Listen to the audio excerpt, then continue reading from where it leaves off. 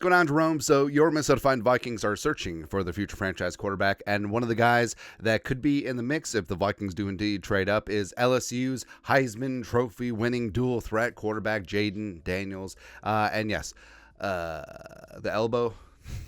Nah, it's fine. It's fine. I feel I subscribe to the theories that it's a bursa thing, bursitis thing, whatever. Probably not a major thing, and I feel like if it was, the media would have been reported on it, and also Daniel's already going through medicals at the combine, so I feel like if it was a red flag, it would be noted by now. It just looks weird.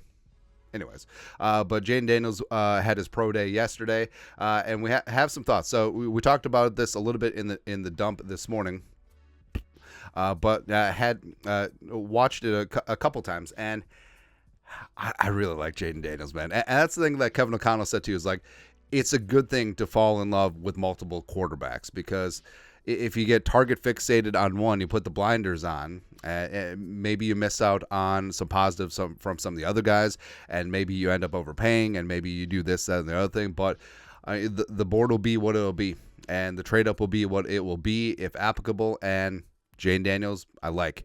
Drake May, I like. J.J. McCarthy, I like. Michael Penix, I like. So there's going to be a lot of different scenarios for the Vikings here. And to start off, so first off, he wore a long-sleeved shirt to cover up the elbow.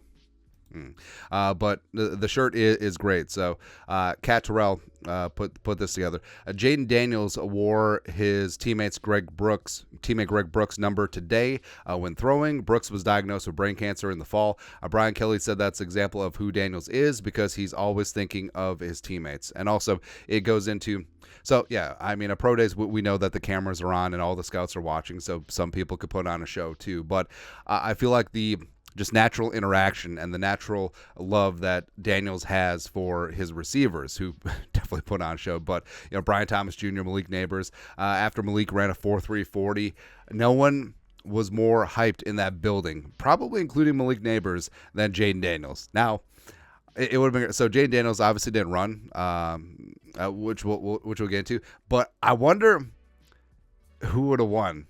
Because I feel like Jayden Daniels could have gave Malik Neighbors a run for his money, pun intended. But before things started, so the weigh-in was very important for Jayden Daniels. Burt Breer, LSU quarterback Jayden Daniels and Malik Neighbors did in fact get weighed and measured for scouts at Pro Day this morning in Baton Rouge.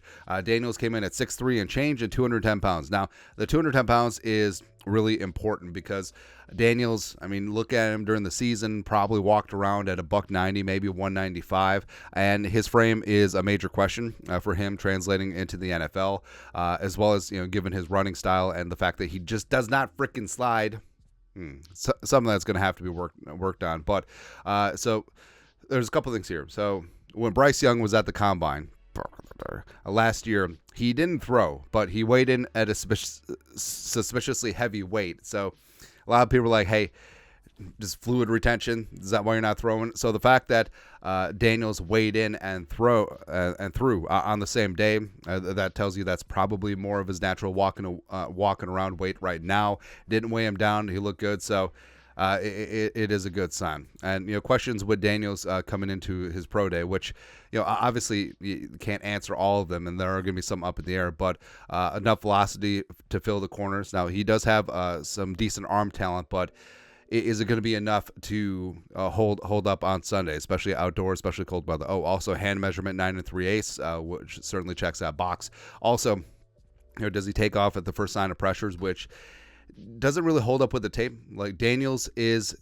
can run, but he's a quarterback who. So there's running quarterbacks, and then there's quarterbacks who can run. I think that Jayden Daniels is the latter, where whenever the pocket did collapse, and sometimes even when the pocket didn't collapse, like, he would be able to buy some extra time. He would be able to shift and move in the pocket, not just take off at the first sign of trouble, but he's always looking downfield and, get in Neighbors and BTJ the ball. Question is his frame too slight for the NFL? Well, it is good that he weighed in at 210. I think that does alleviate a lot of people's questions there. But also, I mean, he is still going to be growing and showing into his frame, and will he learn to slide and give himself up? that's going to be a work in progress. And also played a lot of shotgun, played a lot of pistol at LSU. How will he work under center? How will he work with under center play action footwork, as well as did he make his receivers great, or did his receivers make him great, or is it a combination? I think it's more of a combination of, so it's that same question is like, hey, did Joe Burrow make Justin Jefferson and Jamar Chase great, or did Justin Jefferson make Joe Burrow great? Why can't everyone be good? It could be that. But so our thoughts on his pro day.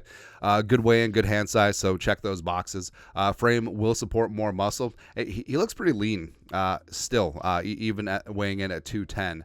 But getting it, not saying that LSU doesn't have a pro level weight training program or dietitian program, but the NFL is the NFL, man. So adding size is the easiest thing to do. You can't get taller, you can't get faster generally, but glad Daniels did not run. So it's a page from the Lamar Jackson book, and Daniels, given his style, is compared a lot to Lamar Jackson. But I think, first off, arm talent as well as accuracy-wise, he's light years ahead of where Lamar Jackson was coming in to the league from Louisville. And Lamar Jackson was two-time MVP, so it turned out pretty damn good for him. But with Daniels, so Lamar Jackson didn't run because, remember, people were like, oh, move Lamar Jackson to running back.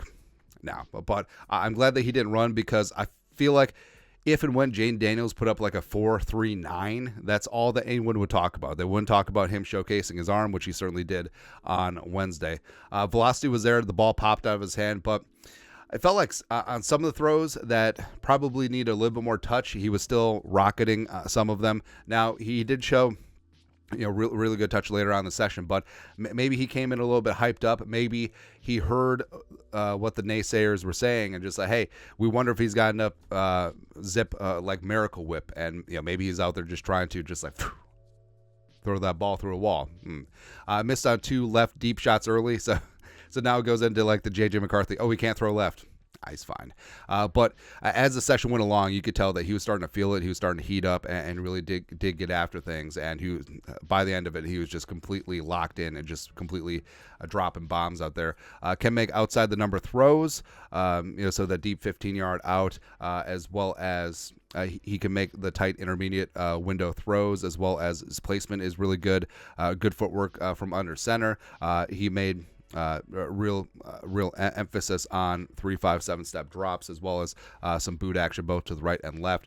Smooth throws on the move, varying angles as well, so he can make throws off a platform. He's in just, I think too, is like his footwork can be improved upon. Like, it's good, but it certainly can be improved upon, and I think that does just go into coaching. And also I think that Daniels, if he sat for a year, I think that would certainly benefit him. But also great touch on back shoulder throws on that. He had a really nice deep corner route, and also just the way that he interacted with BTJ, the way he interacted with neighbors, it's just really cool to see. And I think that he's a solid leader, and obviously Justin Jefferson. So that's the sort of thing too where it's sort of akin to, sort of akin to Drake May and Josh McCown having knowledge of each other. And JJ, LSU alum, has hung out, interacted with Jayden Daniels. I mean, JJ, who is in the loop and part of the process of finding the future franchise quarterback. I'm sure that you can pick his brain and see what he thinks about Jayden Daniels. And hopefully it's not just like, hey, LSU alum, let's go. But also, if he's the guy and he's super talented, I mean, Justin Jefferson, he'll give you the straight dope, and hopefully that will get things going there. And also, like we said, we're trying to corner the market on Jayden Daniels and Jaden McDaniels. Just all of them, all of the iterations of Jayden and Daniels. So we're in, man. But your thoughts are thoughts. Jayden Daniels, pro day.